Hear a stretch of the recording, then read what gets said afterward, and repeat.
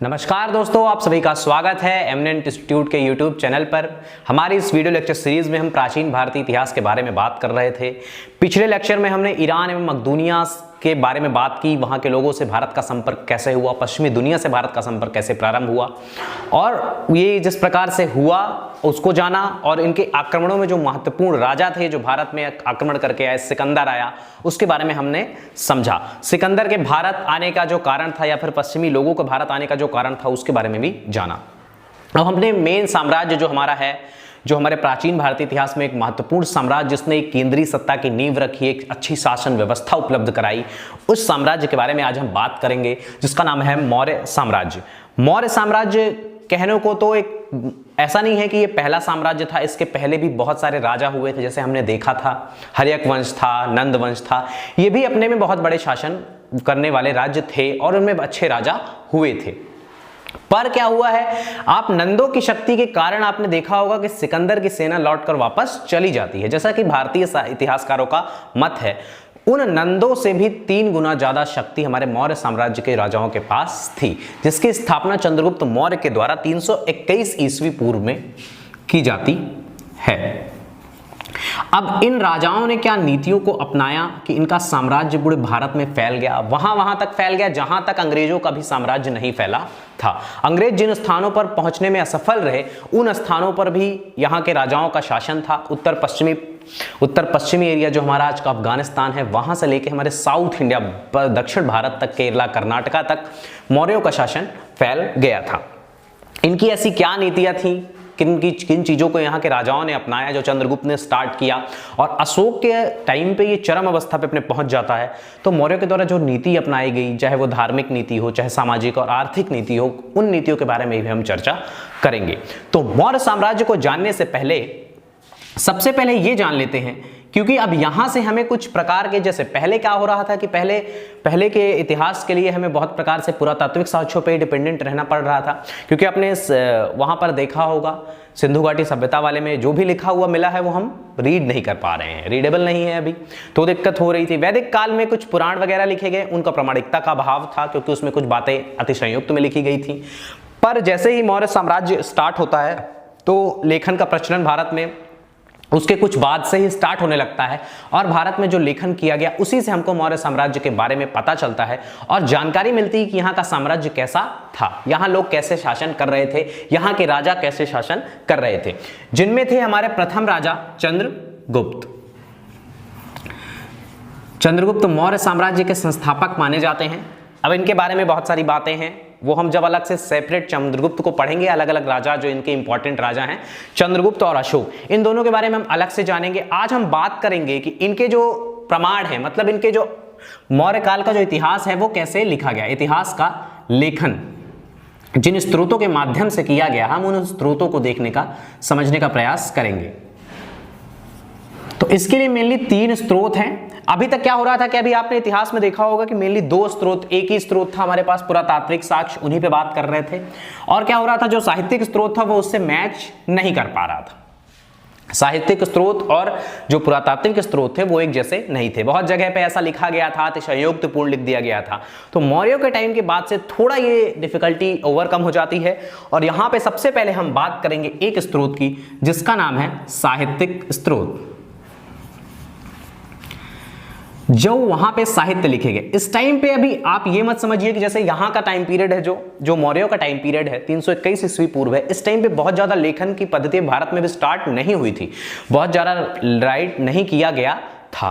पर क्या है, जो कुछ इसके आगे आने वाली 1 सदी 2 सदी के बाद साहित्यिक स्रोत, 1 सदी 2 सदी के बाद ऐसी स्थितियां निर्मित होती है कि जहां पर लेखन स्टार्ट कर दिया गया है और इन पिछले लेखनों का प्रमाण इसमें प्रस्तुत किया जाता है।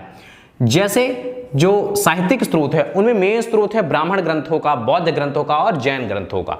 तो जो ब्राह्मण ग्रंथ थे उनमें मेन है मुद्रा राक्षस। अभी आप ये मत समझिए कि इनको मूल रूप से मिल गया है, कहीं पे मूल रूप से प्राप्त हुए हैं, तो मूल रूप से ये ग्रंथ हमको प्राप्त नहीं होते हैं कहीं पर भी। जो हमारे पास व्यवस्था थी उस टाइम पर, तो वहां पर इनका संकलन नहीं किया गया है। मौर्य पीरियड के ओरिजिनल टाइम पे 1 सदी के बाद इनका संकलन किया गया है। उनमें मेन है विशाख दत्त रचित मुद्रा राक्षस। ये एक नाटक है। इसमें क्या किया जाता है कि इस पे चंद्रगुप्त मौर्य साम्राज्य की पृष्ठभूमि है। चंद्रगुप्त को अपने पद से हटाने के लिए, मार के उनको उनकी सत्ता से हटा देने के लिए क्या किया जाता है कि अन्य लोगों के द्वारा षड्यंत्र किया जाता है। उन षड्यंत्रों से चाणक्य मुद्रा राक्षस में किस प्रकार चंद्रगुप्त को सुरक्षित करते हैं उसके बारे में बात की गई है, कौटिल्य के बारे में बात की गई है। ये कहानी इसमें बताती है, जो उस टाइम पीरियड के राजाओं के बारे में, वहां की शासन व्यवस्था के बारे में, राजकुमारों के बारे में, राजतंत्र के बारे में पूरी जानकारी हमको उपलब्ध कराता है। तो ये हमारा मुद्रा राक्षस ग्रंथ है जो ब्राह्मण ग्रंथों के अंतर्गत आता है। और कौटिल्य का जो अर्थशास्त्र है इसका विवाद में संकलन ही किया गया है। तो जो कौटिल्य का अर्थशास्त्र है यह भी बात करता है उस टाइम पीरियड के बारे में और बताता है कि बहुत सारी बातें ऐसी हो सकती हैं इन ग्रंथों में भी कि इनमें प्रामाणिकता का अभाव हो, पर बहुत सारी चीजें इनको पुरातात्विक साक्ष्यों के साथ सिमिलर हुई हैं। इसीलिए यह माना जाता है कि ये जो अर्थशास्त्र मुद्रा राक्षस है ये कौटिल्य के द्वारा लिखा गया था और ये विशाखदत्त के द्वारा। ये दोनों चीजें आपको याद रहनी चाहिए। क्वेश्चन पूछे जाते हैं कि ये मुद्रा राक्षस के रचयिता कौन है, तो विशाखदत्त और इसके कौटिल्य या चाणक्य जिन्हें कहा जाता है, उनके द्वारा इसकी रचना की गई थी, अर्थशास्त्र और मुद्रा राक्षस के द्वारा। तो ये थे तो ब्राह्मण ग्रंथ जो साहित्यिक क्षेत्र में जिनका योगदान है, मतलब साहित्यिक स्रोत जो हैं उनके बारे में है। अब जैन धर्म के जो ग्रंथ हैं उनको देख लेते हैं कि जैनों के जैन ग्रंथों में क्या लिखा हुआ है।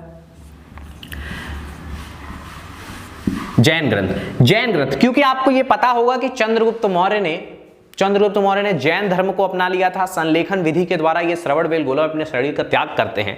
तो जैन ग्रंथों में भी बहुत बार मौर्य साम्राज्य को बताया गया है, मौर्य साम्राज्य के बारे में लिखा गया है, यहाँ के राजाओं के बारे में लिखा गया है। तो इसमें जो एक मेन ग्रंथ है भद्रबाहु का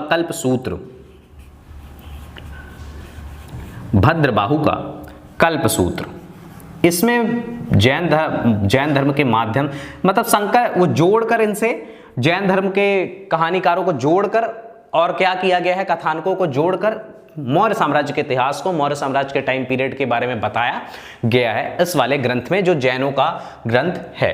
ऐसा ही बौद्ध धर्म, आपको यह भी पता होगा कि अशोक ने बौद्ध धर्म को अपना लिया था। तो बौद्ध धर्म के जो ग्रंथ थे उनमें भी मौर्य साम्राज्य के बारे में बताया गया था। कल्पवंश, महावंश, दीपवंश, ऐसे करके जो यहाँ पर इनके बौद्ध ग्रंथ थे उनमें भी यहाँ के राजाओं के बारे में, जो मौर्य साम्राज्य था उनके राजाओं के बारे में, विशेषकर अशोक के बारे में बताया गया है। कुछ बातें बढ़ा चढ़ाकर भी बताई गई हैं। जैसे अशोक को बताया गया है कि अशोक बहुत ही प्रारंभ में बहुत ही क्रूर राजा थे। जब इनके मन में बौद्ध धर्म के प्रति संकल्प जागा, बौद्ध धर्म के प्रति ये झुकाव इनका हुआ, उस टाइम के बाद ये जो है तो शांत प्रवृत्ति के हुए शांति की नीति को अपनाया। ये सब बात ऐसे भी लग सकती है कि बढ़ा चढ़ा के अपने धर्म को विशेष बताने के लिए लिखी गई हो, फिर भी ऐसा लिखा हुआ है कि अपने 99 भाइयों को मारकर अशोक ने सत्ता हासिल की थी, चंड अशोक कहा जाता था। ये सब बातें भी इन ग्रंथों में मिलती हैं। भले उन बातों को अतिशयोक्तपूर्ण माना जाए, फिर भी हमको उस टाइम का सामाजिक स्थिति, आर्थिक स्थितियों के बारे में, या फिर कौन सी जगह पर शासन कर रहे थे ये लोग, किन किन जगहों पर इनका शासन था, इनके बारे में जो बौद्ध ग्रंथ है इनसे हमें जानकारी मिल जाती है और उनकी प्रामाणिकता जो है वो पुरातात्विक साक्ष्यों से भी मिलने लगती है। तो इस प्रकार ये साहित्यिक स्रोत थे। साहित्यिक स्रोतों में जो उस टाइम पे पुराण भी लिखे गए, क्योंकि पुराणों को लिखने का सिलसिला आपको पता ही है कि वैदिक काल, उत्तर वैदिक काल के बाद से ये टाइम पीरियड स्टार्ट हो जाए जहां पे पुराणों को लिखा जाता। तो उन पुराणों में भी टाइम पीरियड जो भी था उस टाइम पे बताया गया कि मतलब कहां कहां पे राज्य थे, कहां पे लोग रह रहे थे, कैसे निवास कर रहे थे, खेती की क्या पद्धति थी। इनका मतलब ये है, आप बिल्कुल समझिए कि साहित्यिक स्रोतों से कैसे जानकारी मिलती है उस टाइम पीरियड की, भले ही वह प्रामाणिक ना हो, भले ही वह कहानी जैसा हो। क्योंकि कैसे मिलता है, वहां पर ऐसा है कि जैसे आपने कोई कहानी सुनी जहां पर लिखा हुआ है कि एक राजा है, राजा ही न्याय करता है, राजा के पास कोई गुहार लेके जाता है, तो आपके दिमाग में बिल्कुल ये व्यू क्लियर होना चाहिए कि केंद्रीय सत्ता किसके पास थी। मतलब जिस भी टाइम पीरियड की ये कहानी है, भले वह कहानी गल्प है, मतलब कोई उसका वास्तविकता संबंध नहीं है, फिर भी हमें ये तो क्लियर हो रहा है कि उस टाइम पे राजा हमारा न्याय किया करता था। अगर कहीं पर किसी कहानी में ऐसा बताया जा रहा है कि गांव के मुखिया का वर्ड आ रहा है, तो मतलब वहां पर एक मुखिया जैसी व्यवस्था थी। तो इस तरह इन चीजों को क्लियर किया जाता है। 100 सिक्कों का दान किया गया राजा के द्वारा, भले ही ऐसा ना हो, एक युद्ध लड़ा गया। तो मतलब इन चीजों से यह पता चलता है कि वहां पर युद्ध हो रहे थे, सत्ता के लिए युद्ध हो रहे थे, किन चीजों के लिए युद्ध हो रहे थे। जैसे दशराज युद्ध हुआ था, तो इन सब युद्धों के माध्यम से भले ही वो युद्ध या फिर चीजें काल्पनिक हो, पर उस टाइम पीरियड की बात पता चलती है कि व्यवस्था वहां पर कैसी थी। तो इस प्रकार ये जो हमारे साहित्यिक स्रोत हैं, तो इस प्रकार हमको मौर्य शासन की जानकारी उपलब्ध कराते हैं। अब अन्य जो इतिहास लेखन के स्रोत हैं, इतिहास के बारे में जो बताते हैं मौर्य साम्राज्य के, उनमें है दूसरा विदेशी लेखन। अब देखिए बात क्या होती है कि अगर हमारे देश की बात लिखी जा रही है और हमारे ही लेखक लिख रहे हैं तो क्या होता है कि अपने देश की बात को, अपने जगह की बात को शायद ये बढ़ा चढ़ाकर लिखें, पर उसी लेखन को जब विदेशी करते हैं, विदेशी लोग लिख के जाते हैं और उनसे सिमिलैरिटी मिलती है, तब हम मान लेते हैं कि मतलब, क्योंकि वो पार्शियल नहीं हो सकते हैं, क्योंकि जो हमारे यहाँ के साहित्यकार हैं उन्होंने जब लिखा तो शायद पार्शियलिटी आ सकती है, पर वो हो सकते हैं बाइस्ड अपने देश के प्रति। पर जब विदेशी लोग भी वैसे ही चीज़ों का वर्णन करते हैं कि हमारे देश में हाँ सही में दूध की नदियां बह रही थी, बहुत ज़्यादा मात्रा में पशु पाए जा रहे थे, गायों का पालन किया जा रहा था, व्यवस्था अच्छी थी, यहाँ के राजा सहिष्णु थे, तो उन बातों को ज़्यादा प्रामाणिक मान लिया जाता है। तो विदेशी लेखन में सबसे इंपॉर्टेंट है सेल्यूकस के राजदूत आए हुए थे। सेल्यूकस के राजदूत थे मेगास्थनीज, उनकी बुक को संकलन करके प्रकाशित किया गया है, जो कि मूल रूप में नहीं मिली है। मेगास्थनीज की जो पुस्तक है उसका नाम है इंडिका। आप लोगों ने जरूर ये नाम सुना होगा। तो इस पुस्तक, संकलित पुस्तक का नाम है, बिल्कुल आप लोग दिमाग में ये बात रखिएगा कि जो मेगास्थनीज ने पुस्तक लिखी थी उसका नाम इंडिका नहीं था, यह संकलित रूप में पाई जाती है, क्योंकि यूनान के जो लेखक हैं उन्होंने बाद में यूज किया, शायद उन्होंने ये बुक पढ़ी रही होगी मेगास्थनीज की, ये मूल रूप से हमें प्राप्त नहीं होती है। पर अगर किसी लेखक ने यूनान के पढ़ी होगी उस बुक को और फिर क्या किया होगा और हमें बताया होगा, मेगास्थनीज की उस पुस्तक को किसी ने पढ़ा होगा और अपनी किताबों में यूनान के जो लेखक हैं उन्होंने लिखा होगा कि मेगास्थनीज ने भारत में जाके ऐसा देखा था, वहां पर व्यवस्था ऐसी थी। उन्हीं सब कोट्स को संकलित करके एक पुस्तक बनाई गई है जिसका नाम है इंडिका। उन्हीं सब बातों को जो इन अन्य यूनानी लेखकों ने यूज की थी। जैसे यूनानी लेखक अपनी लैंग्वेज में लिखते थे, तो यूनानी लेखकों ने सेंड्रोकोटस करके एक वर्ड का, एंड्रोकोटस और सेंड्रोकोटस यूज किया है वर्ड। वो बेसिकली किसके लिए यूज किया गया, क्योंकि उस टाइम पे एक ही राजा थे, इतने बड़े राजा, तो उनमें हमारे राजा थे चंद्रगुप्त, तो चंद्रगुप्त मौर्य के लिए यूज किया गया है सेंड्रोकोटस या एंड्रोकोटस, उनका नाम बोला गया है यूनानी लेखकों के द्वारा।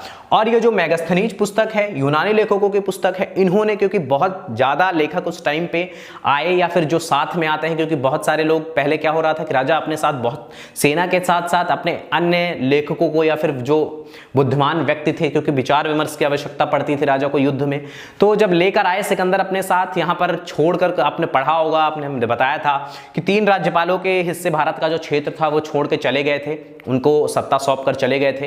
तो यहाँ पर जो लोग रह रहे थे यूनानी, तो उन्होंने ही इसके बारे में लिखा, या फिर जो सिकंदर के साथ आए थे लेखक बुद्धिजीवी लोग, उन्होंने इस सब के बारे में लिखा कि भारत में कैसी व्यवस्था है, यहाँ पर कौन शासन कर रहा है। उन सब चीजों से भी हमें ये सब पता चलता है, क्योंकि जैसे जो सेल्यूकस थे, भले उनको चंद्रगुप्त ने हरा दिया था, पर वो वहां पर शासन कर रहे थे चंद्रगुप्त के अधीन।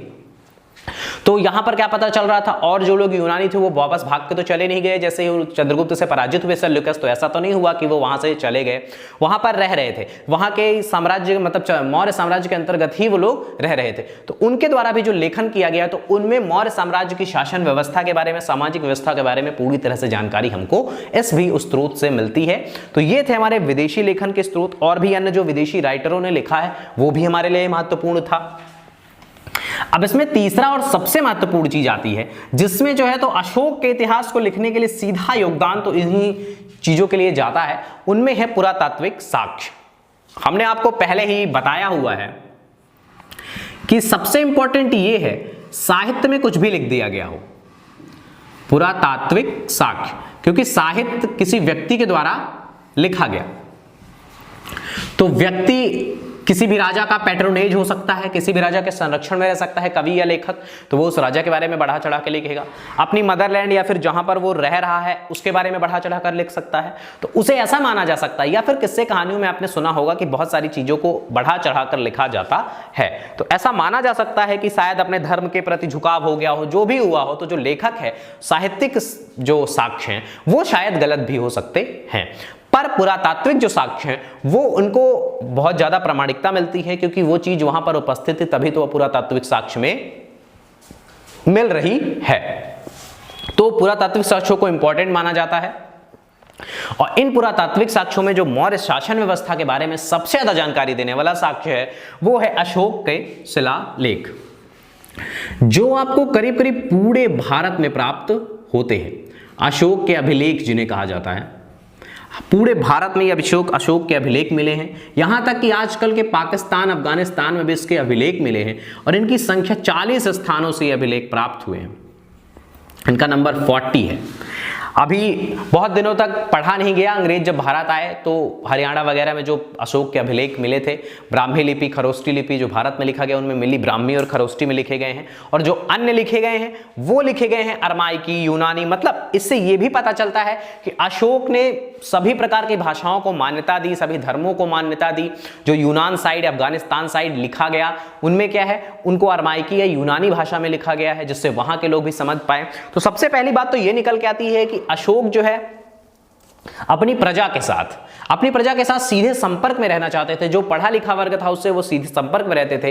राज्य आदेशों को सीधे लोगों के ऊपर थोपा नहीं जा रहा था, राज्य आदेशों को सीधे लोगों को बताया जा रहा था और उनको जो है तो इस प्रकार सूचित किया जा रहा था कि कैसे राजा व्यवस्था करेगा, कैसे कर की व्यवस्था होंगी। बहुत सारे इसमें जो अभिलेख हैं वो मेनली राज्य आदेश हैं और अपने धर्म के प्रचार के बारे में भी है।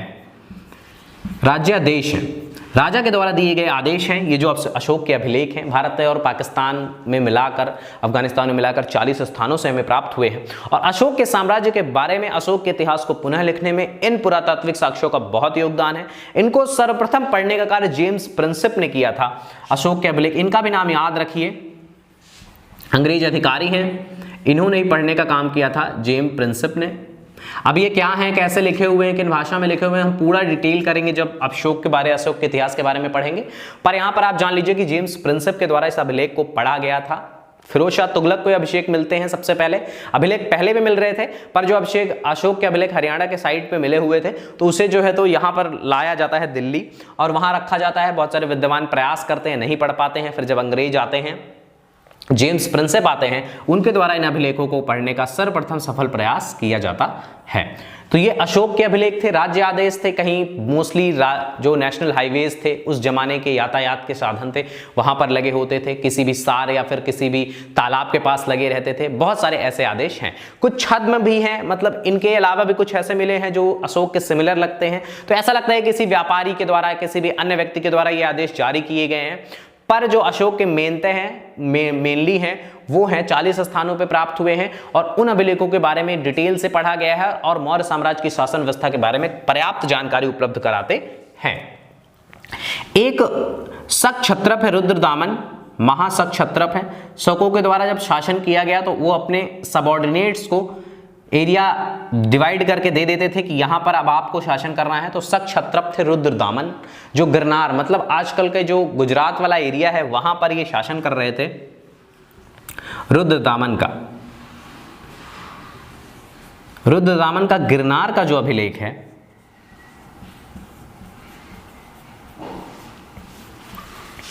गिरनार अभिलेख यह बात कर रहा था।